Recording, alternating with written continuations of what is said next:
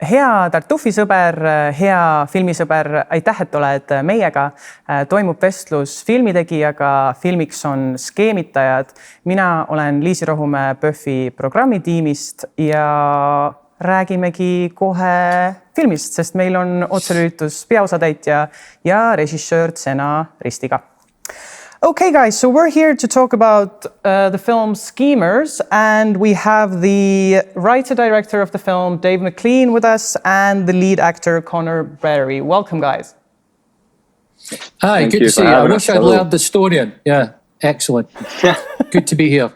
Awesome. So I should have got Estonia to say hello there. I forgot that. I know. It's all good. Like, we're very happy that you were able to join us. And I mean, let's talk about this film. What a fun ride. And well, basically, Dave, it's like your autobiography, but in film form. Am I like everything is true in the film? Yeah, pretty much so. I'd say 95% of it's true. Yeah, 100%. Yeah. Well, 100%, 95% is true. Okay. Yeah. But what was it like? So you start work on a script because you have all these stories, you've been through loads of stuff, but is there, I mean, I'm curious about the vanity to it. Do you want to make yourself better? Do you want to like make some situations better? Or there's so much time has passed now that you don't really care? What, you mean the film? Would I made it better? I mean, if you're writing it, is there, because this is your story, so if you're the writer and director, is there some sort of vanity to try and make it, you know, make yourself cooler, edgier, you know what I mean? Well, that'd be kind of impossible, really, to make myself cool, because I'm not cool in the slightest. But the only way I come across cool is because the actor playing me is cool. I mean, me in person, obviously, I'm not cool. So I think I got a bonus getting Conor to be me. But no, I think the way I'm portrayed in the film is basically what I was like at that time. Pretty useless, pretty hopeless. Not really developed that much, to be fair, in the last 40 years. So it's kind of portrayed me kind of quite well, if that answers your question. Well, but let's talk about, so Conor, you get cast in this film, and what was it like? Because you have, the person you are portraying is on set every day. So what was that like?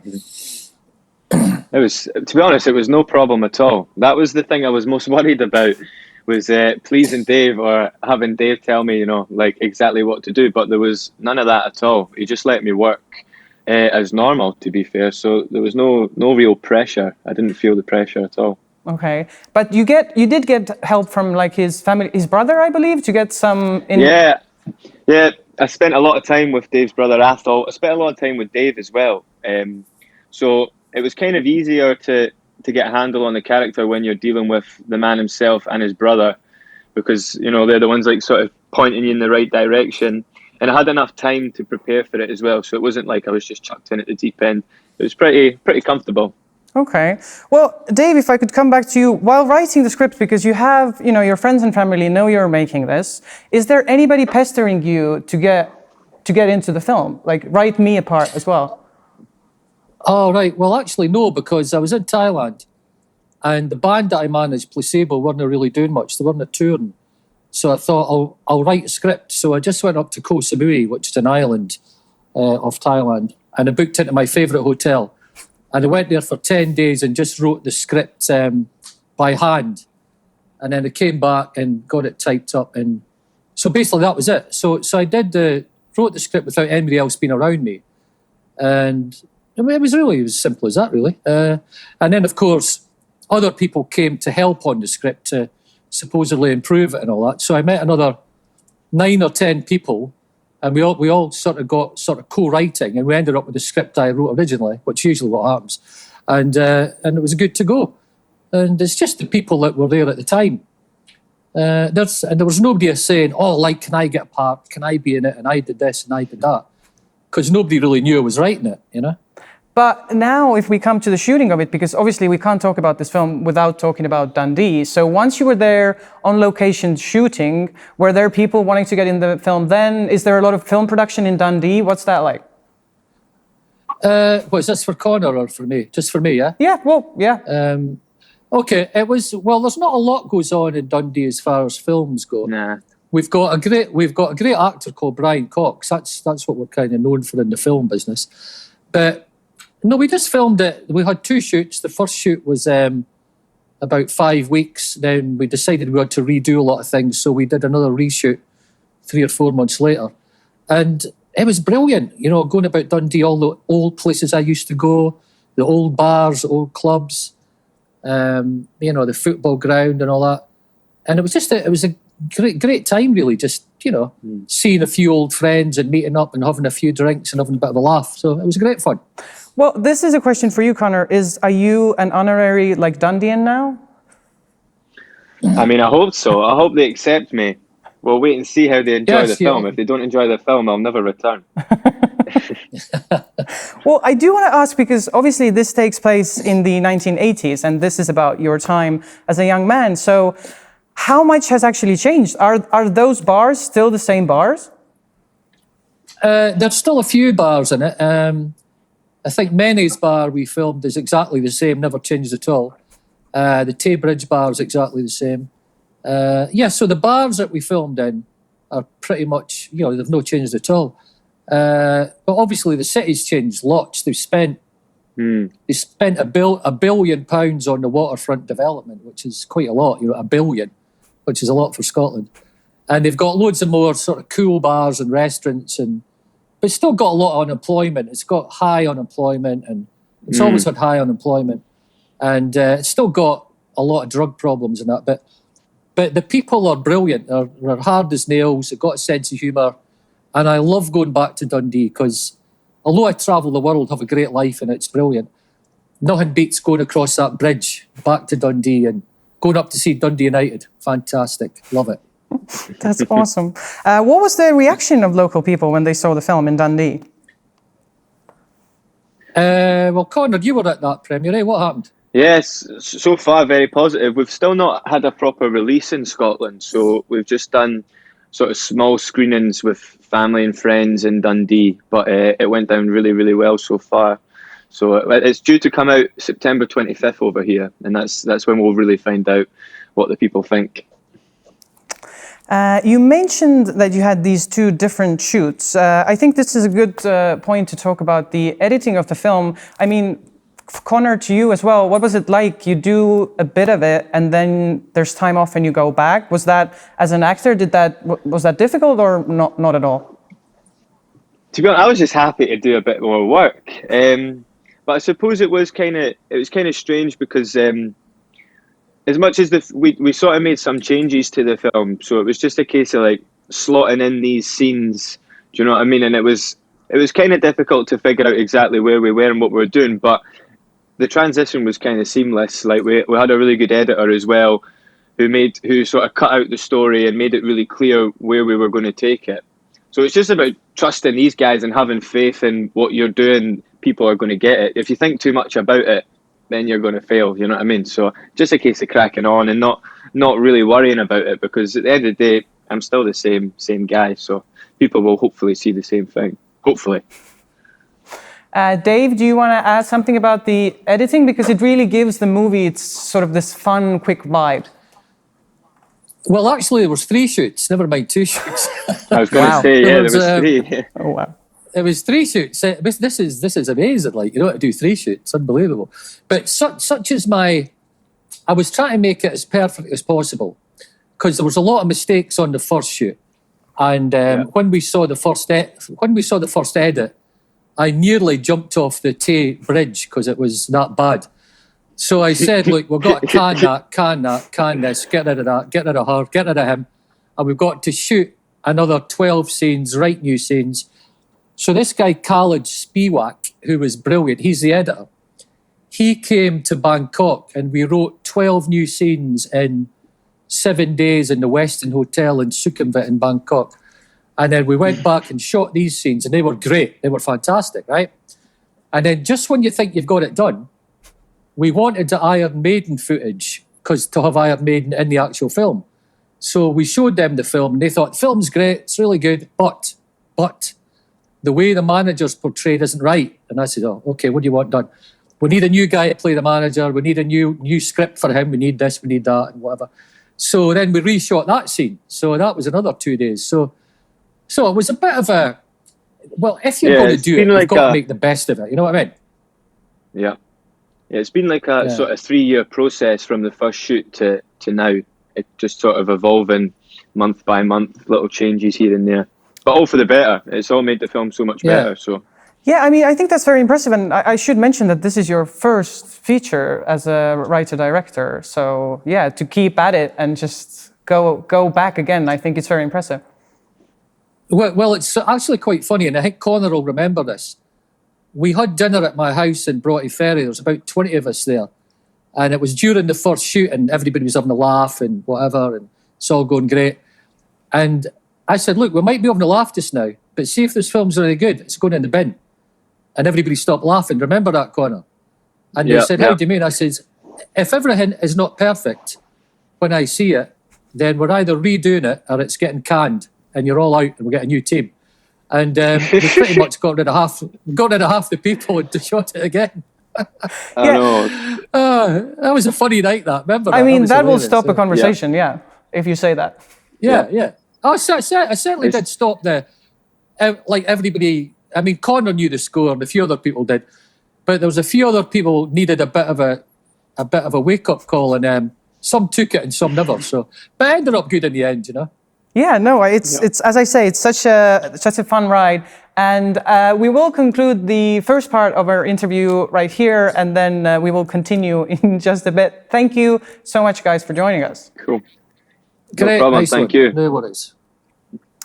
Hea Tartuffikas, sellega on esimene osa intervjuust läbi. Aitäh, et olid meiega. Näeme jälle.